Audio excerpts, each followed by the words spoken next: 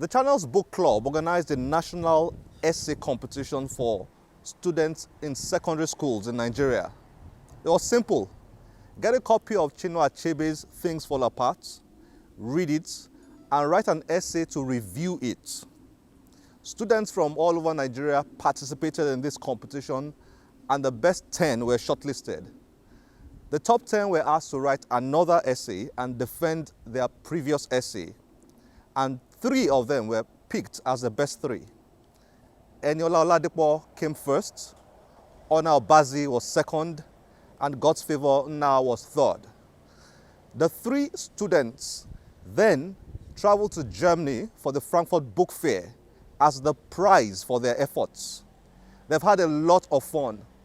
Where I stand now, Flossheim, is about 20 minutes away from Frankfurt. It's where they've stayed in the last 9 days. But they've gone around Gothenburg Museum at Mainz, the Institute of African Literature, and of course, the Frankfurt Book Fair itself. They've had a lot of fun, life-changing experiences, and they've learned a lot. In this episode, we'll be showing you the experiences in Germany, some of the fun they've had, some of the experiences they've had, some of the things they've learned, some of the places they've been to. I hope you enjoy yourself as you watch.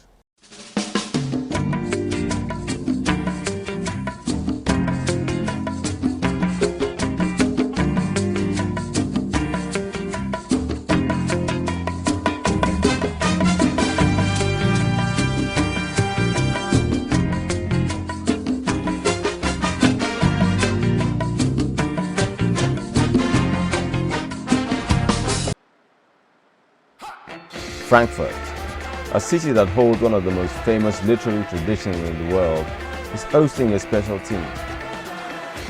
Welcome to Frankfurt.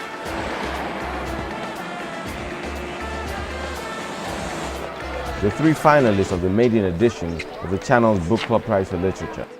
15-year-old Eniola Oladipo, who won the competition, 12-year-old Ona Charles Obazi, first runner-up, and 14-year-old God's Favor Nna, the second runner-up. All 3 are about to have an experience of a lifetime.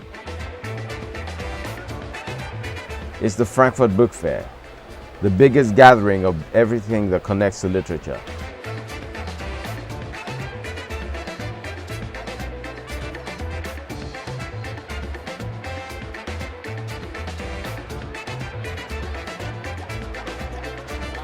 A few days before the thrill of books begins, the crew has time for sightseeing in and around Frankfurt.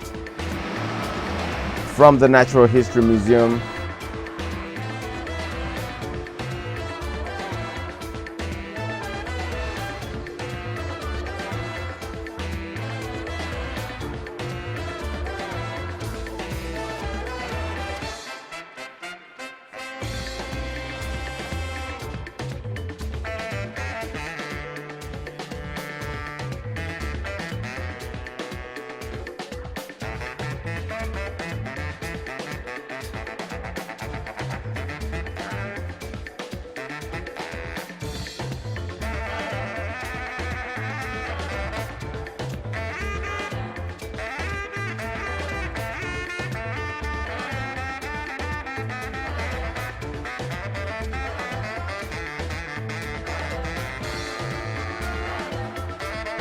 to the Frankfurt Zoo,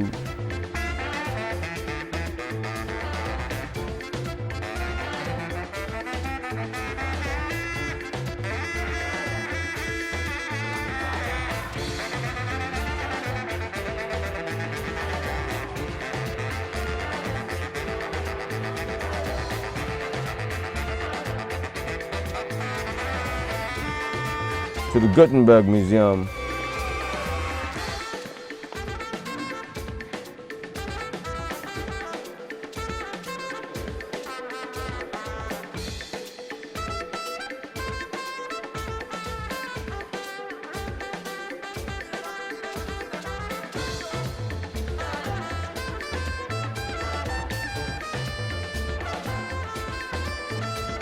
to one of the oldest centers in Europe, the St. Martin's Cathedral.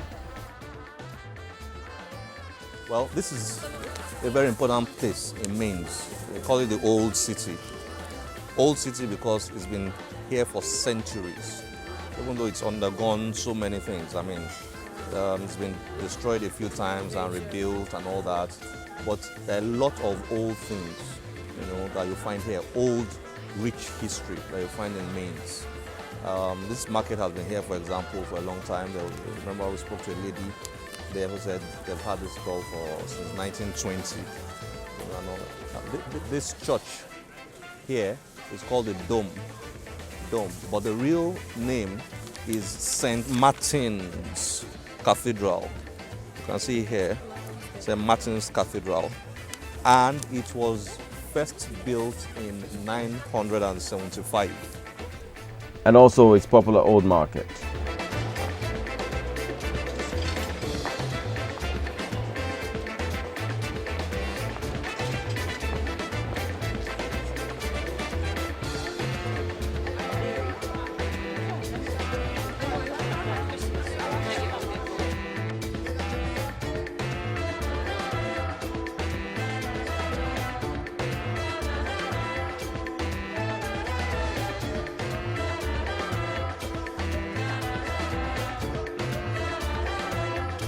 Yeah, Mainz has two parts, the new city and the old city.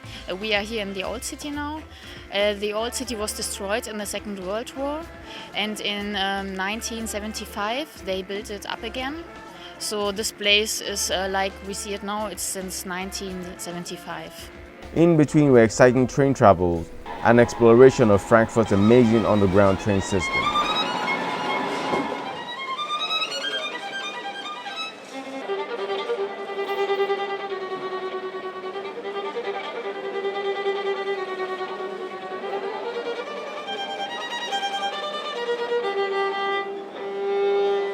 Then it was time for the main event. With over 200,000 visitors from across the world, more than 7,000 exhibitors from 100 countries represented, and thousands of volume of books to peruse, the girls had lots of ground to cover and more than an eyeful.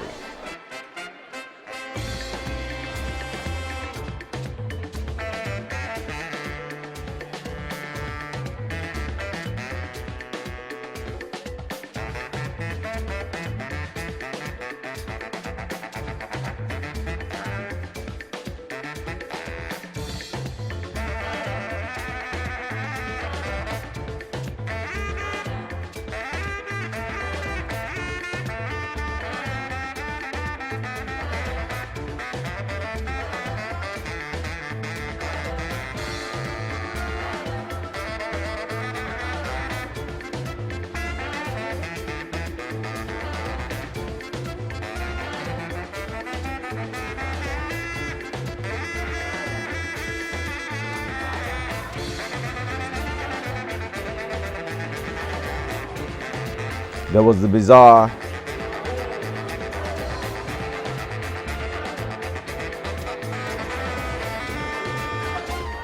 the relaxing,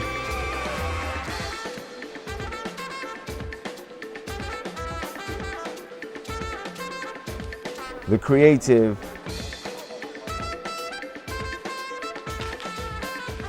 and the exciting.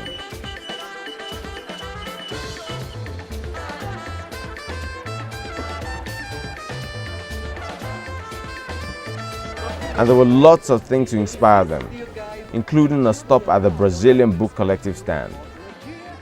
My name is Maria Isabel Leme Harris. I know Nigeria before you were born. I was by the construction of Abuja 30 years ago. I love Africa a lot, in Nigeria in particular. Why? Because Brazil and Nigeria are very well connected. I don't know if you're aware, but the first slave port from Africa was Brazil. So all the slaves that came to the American continent came straight from Africa, stopped in Bahia, and from Bahia, the Caribbean, and from the Caribbean to the North America. So Brazil has most of the connections with Nigeria.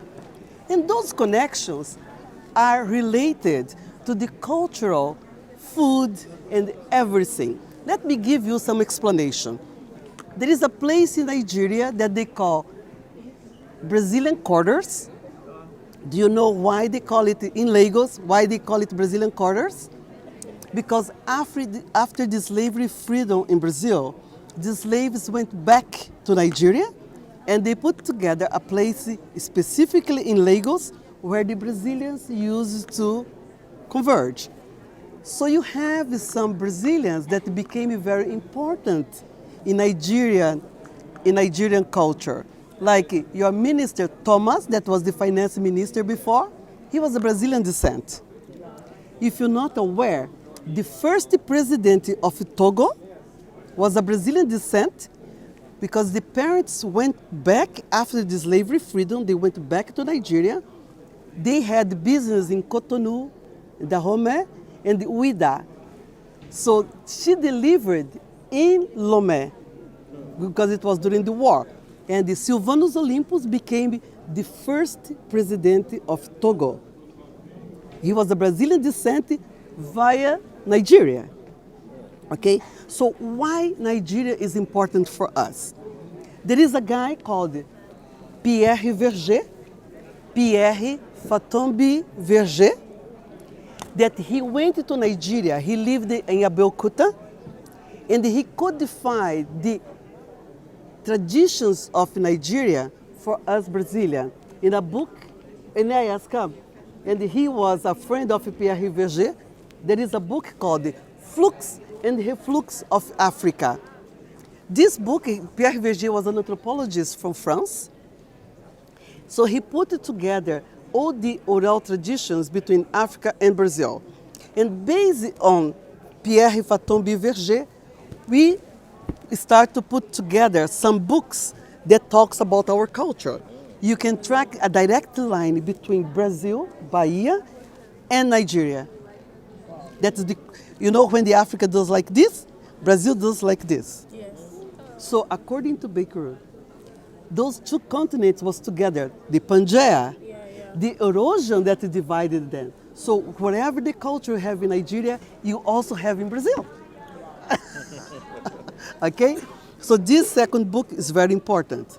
But this one specifically talk about what? Obas. Okay, like kings. The kings. So it everything about the religion.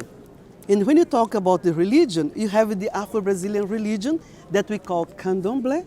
So we have the Queto nation, the Nago, Queto, the Ijexá, and the old nations. So we have the what they call the Babalorishas. This is a Elorisha for Xangô.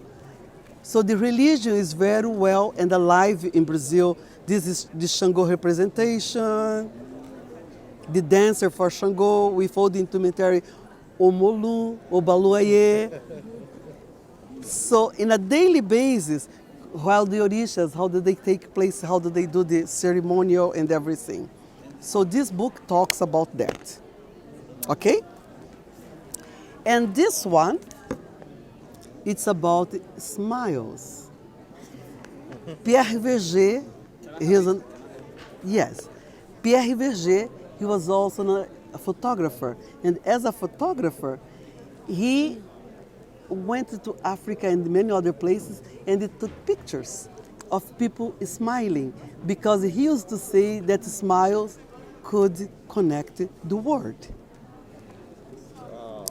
Smiles from all over the world. You see? And you guys, so you can see. It smiles, it smiles, it smiles. Okay?